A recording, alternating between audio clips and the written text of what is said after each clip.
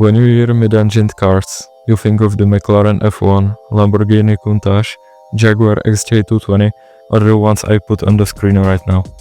But then there are these that you can actually afford. And I have to start with the Toyota MR2, because when people think cheap mid-engine car, this is the one that comes to mind. Across 3 generations, the MR2 proved that you didn't need to sell your house to drive something with exotic balance. The first generation was sharp, boxy, had that lightweight go-kart feel, and there was even a supercharged version. The second generation grew into a baby Ferrari, with curves so convincing that people started sticking fake badges on it. The third gen Spider, a bit forgotten compared to the previous generations, but still an MR2. Whatever shape it took, the MR2 always punched above its weight. That's exactly why it's so beloved. And if you're a fan of kit cars, then there's the Pontiac Fiero, which was Detroit's great experiment. A mid-engine sports car for the working class. The idea was bold, but the execution, not so much at first. Early models had a weak 4-cylinder and the car was more about catching on fire, but as the years went on,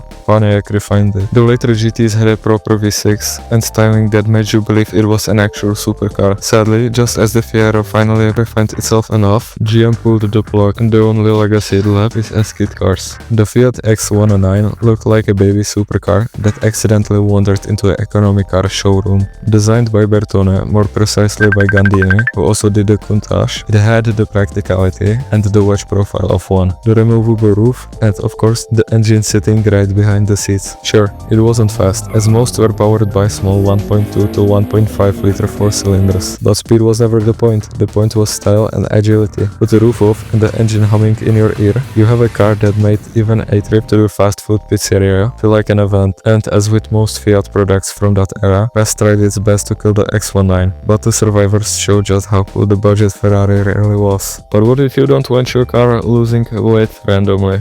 Well, then the Honda Beat is for you. A K car with the same formula as the first gen NSX, with a mid-mounted 3-cylinder and a soundtrack that just begged you to floor it. With just 63 horsepower, the Beat couldn't win any drag races. But it didn't need to. I mean, the car passed say open air motoring. What more could you want with the tiny engine right behind you? If you're enjoying the video, why not subscribe? I've got the Toyota Previa for you, and it's one of the strangest family vehicles ever built. Its engine was mounted under the floor, tilted on its side, and in some trims paired with an all-wheel drive and a factory supercharger. In theory, that sounds like a recipe for a rally car, but in reality, it was still a family hauler, but one with an engineering layout as wild as anything Ferrari was doing. The Previa proved that mid-engine weirdness didn't have to stop at sports cars. When Porsche launched the 986 Boxster, Porsche was bleeding money. Sales were falling, the 911 couldn't carry the company alone. Enter the Boxster, a cheaper roadster with a flat 6 behind the seats and handling made perfect because of the weight distribution was nearly 50-50, and it was a smash hit. The Boxster sold in droves, shared many parts with the 996, which meant that it was cheaper to produce. It brought new buyers into Porsche showrooms and kept the brand afloat long enough to eventually build the unpalatable first-gen Cayenne. And yes, more and more 911s. To this day, it's often seen as a cheap way into Porsche ownership. The last one on this list is the Lotus Elise Series 2. It's noisy and uncomfortable, with harsh seats and suspension. It's basically a fiberglass shell around an engine and 4 wheels. The Toyota-sourced motor sits right behind you, and with barely a ton of weight to push, it feels sharper than its numbers suggest. It wasn't about raw power.